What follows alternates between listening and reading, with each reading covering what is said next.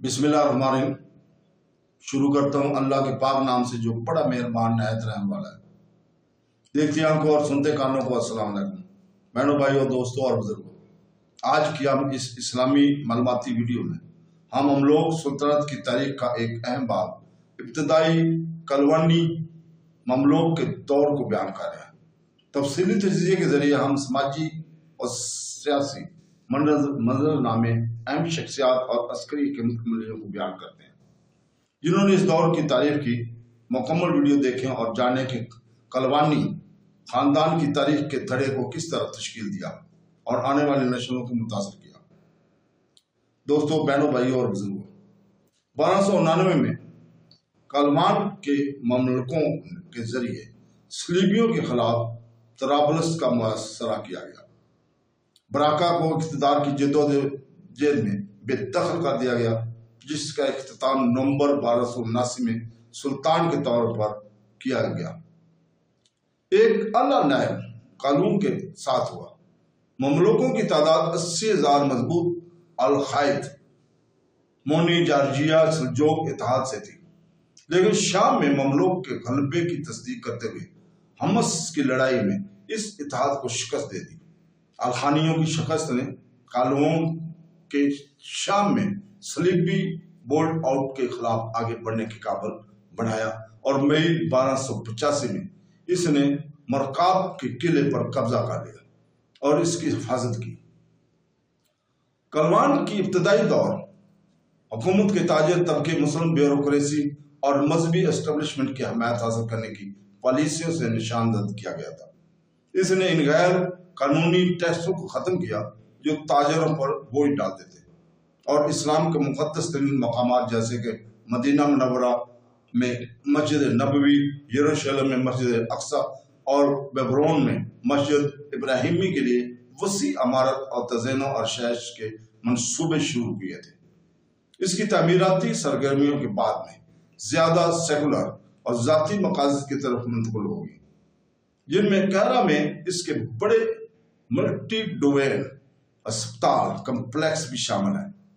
अलखानियों के साथ तहज़ीयत के बाद कालून ने मिस्र और शाम के दर्जनों अल अमीरों को कैद करके अंदरूनी इख्तलाफात को दबा दिया। इसके मतहद गैर तुर्कों, खास तौर पर सरकेमैनी बशिंदों को खरीद कर अब तक ज्यादातर तुर्क ममलूक सबों में तनबूह पैदा किया गया।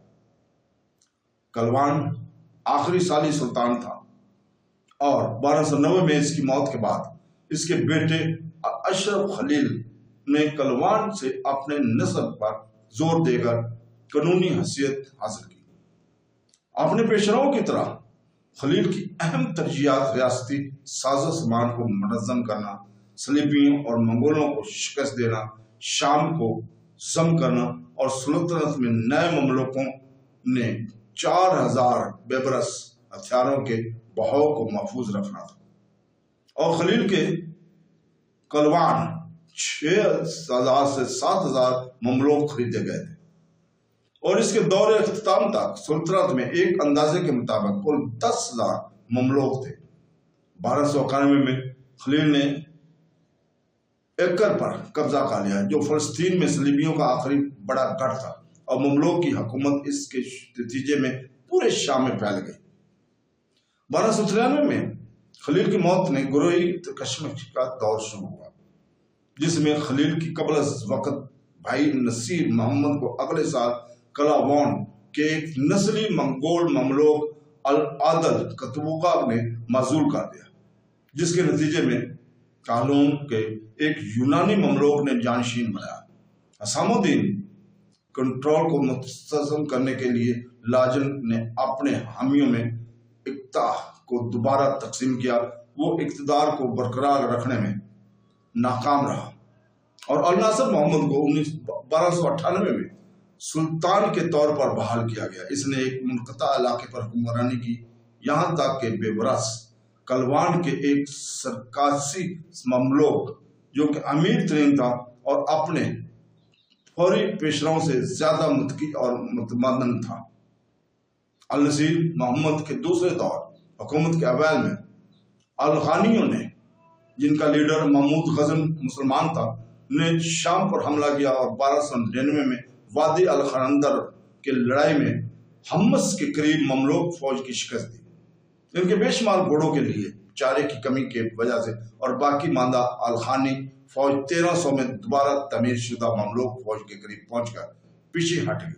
دمشق کے جنوب میں میدانی علاقوں میں مرچل سافر کی جنگ میں مملوک کی فتح کے بعد 1303 میں ایک اور الخانی حملے کا پسپا کر دیا گیا۔ بہرحال اس میں ببرس نے 1310 میں الناصر محمد کی دوبارہ سلطان بننے سے پہلے تقریباً 1 سال تک حکومت کی۔ اس بار اس عرصے میں 3 دہائیوں سے زیادہ عرصے تک حکومت کی، جسے اکثر مورخین مملوک سلطنت کا زینہ سمجھتے ہیں۔ اپنے پچھلے 2 دور حکومتوں کے تجربات سے بچنے کے لیے، جہاں کلوان اور خلیل کی مملوکوں نے حکومت کی اور وقتاً فوقتاً اقتدار سنبھالا، الناصر محمد نے ایک مرکزی خود مختاری قائم کی۔ 1310 میں اس نے کسی بھی مملوک امیر کو قید، جلاوطن یا قتل نہیں کیا تھا، جنہوں نے ماضی میں اس کا تختہ الٹنے والوں کی حمایت کی۔ بشمول برچی مملوک، اس نے اپنے 30 سے زیادہ مملوکوں کو اقامت تجویز کی۔ ابتدائی طور پر اس نے اپنے والد کے زیادہ تر مملوکوں کو بغیر کسی رکاوٹ کو چھوڑ دیا، لیکن 1311 اور 1316 میں اس نے اس میں سے اکثر کو قید کیا اور ان کو پھانسی دے دی گئی اور دوبارہ اقامت اپنے مملوکوں میں تقسیم کی گئی۔ 1316 تک مملوکوں کی تعداد کم ہو کر 2000 ہو گئی۔ الناصر محمد نے خلیفہ المستکفی کی جگہ اپنے مقرر کردہ الوثیق سے اور ساتھ ہی قاضی سربراہ جج کو اپنے مفادات کے آگے بڑھانے کے لیے قانونی احکامات جاری کرنے پر مجبور کر کے اقتدار کو مزید مستحکم کیا۔ الناصر محمد کے تخت مملوکوں نے 1313 میں شام پر الخانی حملے کو پسپا کیا اور 1322 میں الخانیت کے ساتھ ایک امن پیدا کیا، جس سے مملوک منگول جنگوں کا دیر پا خاتمہ ہوا۔ اس کے بعد الناصر محمد نے بڑی سیاسی، اقتصادی، فوجی اصلاحات کی نفاذ کے ذریعے استحکام اور خوشحالی کے دور کا آغاز کیا، جس کا مقصد بالآخر اپنی مسلسل حکمرانی کا یقینی بنانا اور قانونی بحریہ حکومت کو مستحکم کرنا تھا۔ اس کے دور حکومت کے ساتھ الخانیت کا کئی چھوٹی خاندانی ریاستوں میں تقسیم اور اس کے نتیجے میں مملوک کی نئی ریاستوں کے ساتھ سفارتی اور تجارتی تعلقات قائم کرنے کی کوشش تھی۔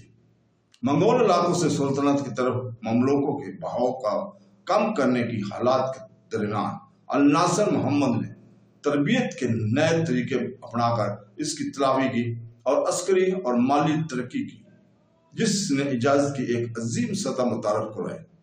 اس کی وجہ سے نئے مملوکوں نے اس کے لیے اجازت میں نرمی پیدا کی اور سلطنت سے باہر مملوکوں کی خوشامدیوں کو ذریعے مصر میں فوجی کریدر کے حصول کے حوصلہ افزائی ہوئی۔ تو دوستو، کل ہم مملوکوں کی بہاری حکومت کے خاتمے کو بیان کریں گے، اس لیے کل تک کی اجازت۔ اللہ حافظ۔